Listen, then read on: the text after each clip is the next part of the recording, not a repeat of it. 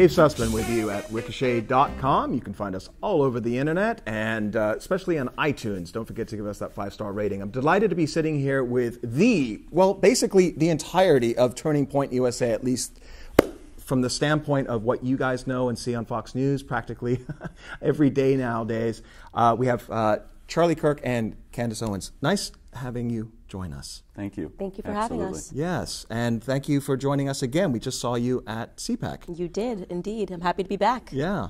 So before we talk a little bit about what's going on right now here in California, because we are at this event called Saving California, for our listeners and those that are watching, what is Turning Point and where did it come from and where are you guys right now as far as nationwide and, and the purpose of it? So I started Turning Point USA when I was 18 years old, right out of high school. It started with a dream and an idea to change our generation back, turn our generation back towards founding principles of free markets, smaller government, and the Constitution. We believe Western civilization is directly under attack by neo-Marxist, postmodernist ideas that will destabilize the greatest civilization ever created, and it's happening in academia. It's starting in our high schools and being propagated through our colleges, and it's time we start to fight. We have to identify the enemy, organize better than the left, and then be able to create a grassroots movement to fight, for the future of our country and for our civilization. And we're blessed to have Candace on our team, who I believe is one of the most articulate, intelligent and wise leaders of our generation, leading the Black Revolution, which we all know is well overdue. Our organization is now on 1,300 college and high school campuses. We have over 100 people on staff. It's been an unbelievable success story that I wish I could take credit for. But we have a great staff, an unbelievable team of investors and donors and board members that have helped make this possible. We had over 3,000 students at our year-end event down in Palm Beach. And look, this is a movement that's going to continue for a very long time. And Candace, you're all over the place. You're flying everywhere. You're speaking everywhere. What are you seeing right now as far as the reaction from college kids? Both, I don't want to talk demographics. Let's just talk about college kids as a whole right now. Right, so it's interesting because I think that what Charlie noticed was this sort of college movement, and what I'm bringing in is a piece that's been missing, and that's the Black community. And the reason why I want to say it's a little separate from college kids because the Black community doesn't often get a chance to go to college, right? So this is the young Black youth movement that I'm talking about. And I guess what we're seeing right now is that they needed a home, that these kids were sort of disenfranchised. They knew that they were being sold lies and propaganda, but nobody sort of had the courage to do what Charlie did, which is sort of to provide them a home, to get them together and say capitalism is important, big government does suck. So what we're seeing, I think, is just that the tides are turning completely, not just for students on campus, but again, that same sentiment happening in the Black community, understanding that something's not right. It feels like we've been duped, and I would like to provide a home for them as well. Let me tell you, and Candace will never say this about herself, but her capacity to be able to synthesize hard-to-understand messages in sound bites using sarcasm and humor, intelligence, all blended together is unlike anything I've ever seen. And the short story of how I added her to our team is I saw her speak at an event down in Palm Beach, and I said, "You're joining our team." It took me about 120 seconds until I realized she is a once-in-a-generation type talent, and I'm here to try to support her in any possible way to help lead that Black revolution. And look, the Democrat Party and the left has a 95% monopoly on Black voters, despite them being the #1 reason why those communities are suffering and failing. So it's time to double, triple, quadruple our resources and our focus. And the other thing is I believe one leader can actually change something, a single person. If the 20th century taught us anything, it's the courage and conviction of an individual that can change the course of history, whether it be Winston Churchill or Ronald Reagan or Dwight D. Eisenhower. And I believe that's going to be Candace Owens for the American Black community. And I think it's Charlie Kirk for the student community. She's very kind. Wow. We make a great team. And we come at it from different angles, but we have a lot in common. We're both in our 20s fighting for these ideas. We're both under unbelievable assault by the left, but we love this country. And we believe that if we don't do something dramatic right now, we're going to lose it. Absolutely. One of the things that you both do, which I think is received so well, not just by millennials, but adults, myself, all across the board, is that you're not just preaching politics, you're hitting people culturally. You use humor in your YouTube videos. I've seen them. They're fantastic.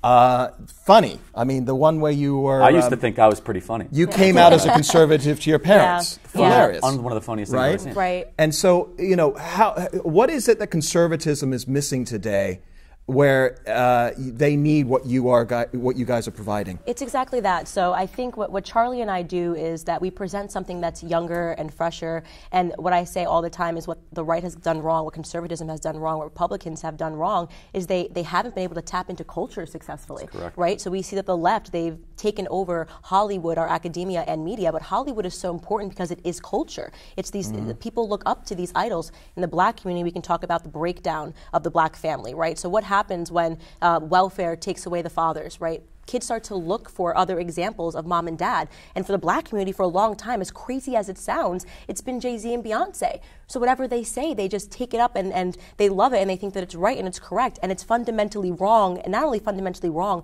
but harmful to them, to their futures. Cancerous. So what we're trying to do is just present a different idea. And what we're doing is not really that amazing. It's just that we're presenting different ideas. They've never been presented with this version. And Candace is so correct there. And what makes her unique and different is she's using timeless principles and connecting it with timely pop cultural references, not afraid to make her audience laugh, not afraid to make fun of the left or the Democrats or people in Hollywood, and that's one of the main attractions of her videos and her content.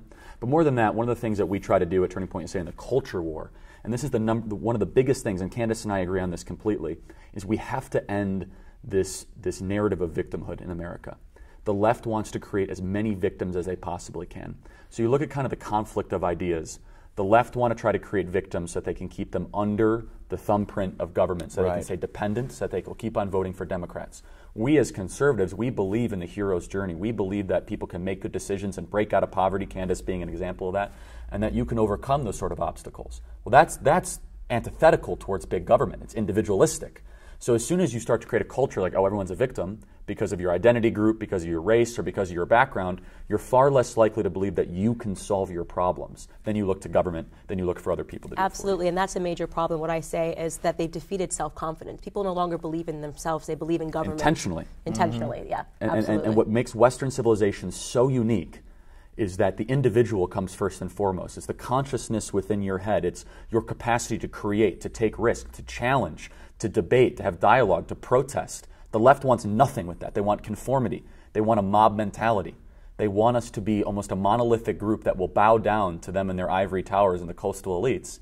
And that segues nicely to the California segment of this discussion, because what makes the conservative libertarian revolution so poignant is young people still want to embrace freedom. They really do. They just think that the left is on the right side of freedom, and they're horribly mistaken. Let's talk about that. And at first I want to just say this, and we talked right before the tape ran and how you guys met. And before you sat down, we had David Horowitz sitting here. So I think it's somewhat ironic, because it sounds to me like you're carrying on the baton. You met at his Freedom Conference, and he talked, and he sat right here in your seat, and he said, you know, Democrats stand up to take care of the oppressed, when in fact they are the oppressors. Correct. And here you are, and you're carrying the baton. Thanks, buy me a Coke. And yeah, but I think it's really, from my standpoint, I look at this and I have so much optimism for the future when I see that the baton is being carried. I mean, David Horowitz is going towards the end of his career. He's hopefully got many, many more years left. But we want to see that energy, right? That radical right, if you will. And that's what you bring to the table. Now, talking about radicals, let's talk about the radical left. You're here in California.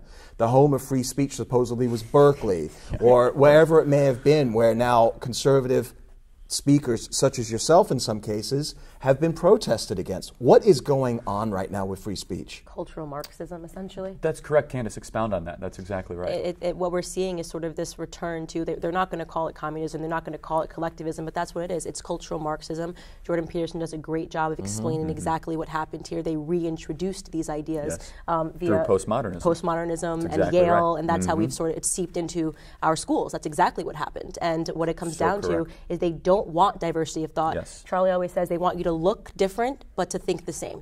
And that's exactly what's happening on college campuses, and that's a huge threat, huge threat that we're trying to combat every single day. And specifically, California is a test case for the destruction of Western civilization. Everything that they want to do to Western society, they're beginning to implement here in California. Whether it be the assault on traditional genders, the implementation of illegal immigrants at the highest possible level. I joke around, there's going to be more illegal aliens in statewide office in California than Republicans in the next 10 years, because now they just appoint an illegal immigrant to a statewide position, which is incomprehensible to me.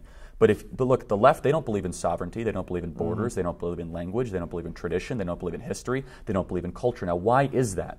Well, it's because they're threatened by things at work because they themselves could never achieve any level of success personally. These are angry, spiteful, self-centered, narcissistic individuals that could never ever succeed in a market-based economy. Most of them are professors. They've never left universities. So instead of trying to actually create value for themselves, they want to hate the world that they could never succeed themselves in. And that in its essence is evil, because they want to destroy us that have the capacity, the intellect, the creativity to be able to make something of ourselves. They want to just watch the world burn, to use a quote from one of my favorite Batman movies.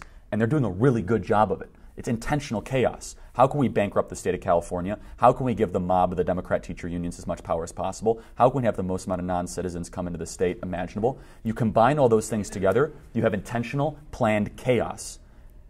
And then you are going to have a political revolution that's going to be really dangerous to us. Right. And what is the answer to this?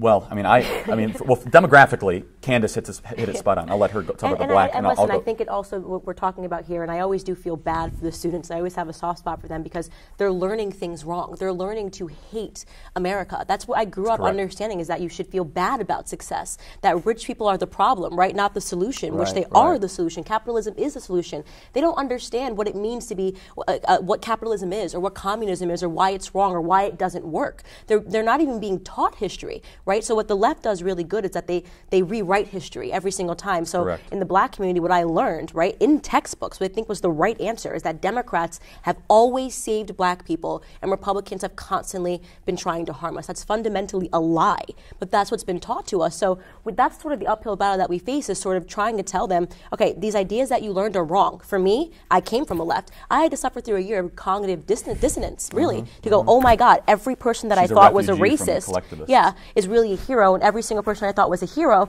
is secretly a racist. That takes a tremendous amount of self-awareness to do that, and humility. And many people are not willing to do that, because you go 25 years of calling somebody a racist only to find out that you were miseducated. That's hard. And that's where the narcissism and the hubris comes in with the modern American left. They'll never ever objectively put forth an opinion different than theirs. That's why they hate free speech. They don't want to sit through a speaker that might challenge a micron of what they believe to be true.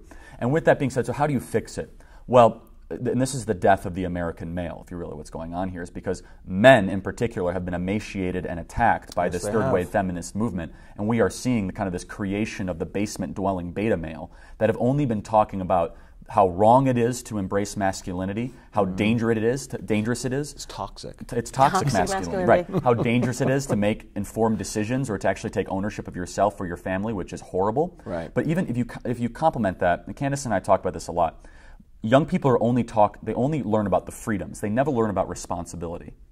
But if you look at in your life, what actually gives you the most amount of meaning and the most amount of satisfaction, it's the things that require responsibility that always give you the most amount of meaning, whether it be family, your job, getting up early. That's where you find true fulfillment. This is Jordan Peterson stuff. Of course it is. Absolutely. And I give him full attribution. Make your bed. Yeah. Right, exactly. And look, Jordan Peterson's a hero of mine, hero of Candace. We've had him on the show.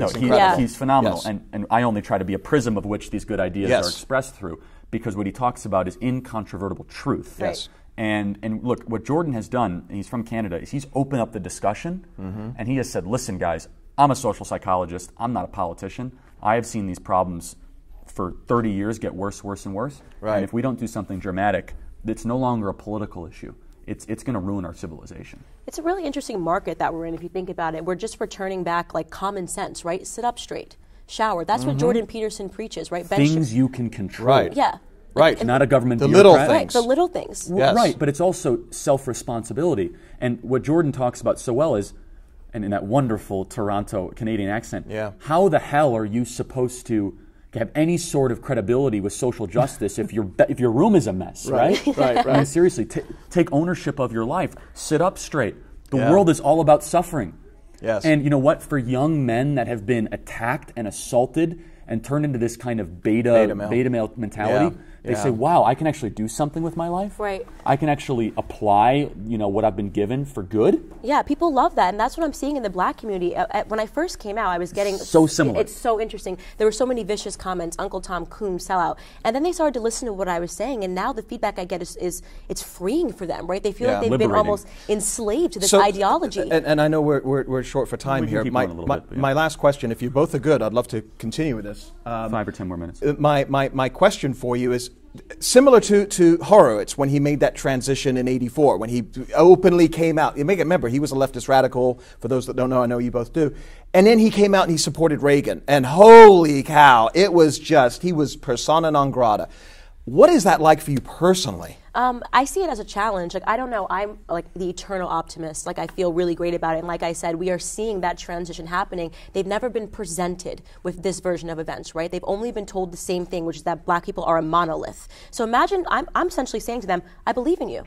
You don't have to be a victim. It's an uplifting, do you know how great message. that feels to say? Like, you do not have to be a victim. You are not trapped within your skin complexion. So the message ultimately that we preach is empowering. So at first, I think that there are some shockwave effects because they've never been presented with it. But then what you start to see is that they turn to the other side and they go, wow, this feels really good. I'm not a victim. I can do this. I and can there's make good something choices. fundamentally freeing about that. Right.